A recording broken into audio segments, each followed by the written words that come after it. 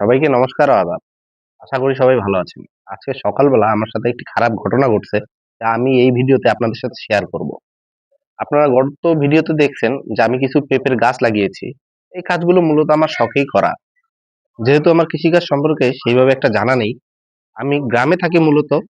তবে গ্রামে মেক্সিমাম সবাই কৃষক। তাদের কাছ থেকে আস্তে আস্তে দেখে আমার কিছুটা কাজ শেখা।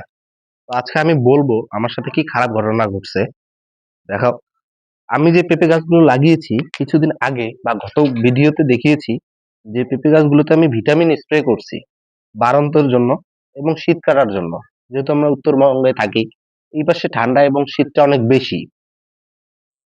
তো আমি ভিটামিনটা স্প্রে করার পর গত পরশু দিন স্প্রে করছি। আজকে এসে দেখি আমার ম্যাক্সিমাম গাছগুলোই মারা গেছে।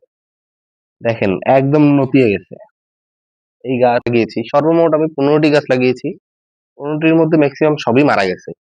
যেহেতু শখের বশে করা, সেহেতু শখের কোনো জিনিস কিছু ক্ষতি হলে বা মারা গেলে সেগুলো কষ্ট লাগে। আস্তে আস্তে শিখতেছি, দিন দিন যাচ্ছে, অনেক কিছু অভিজ্ঞতা হচ্ছে। সবাই আমার জন্য দোয়া আশীর্বাদ করবেন। নমস্কার সবাইকে।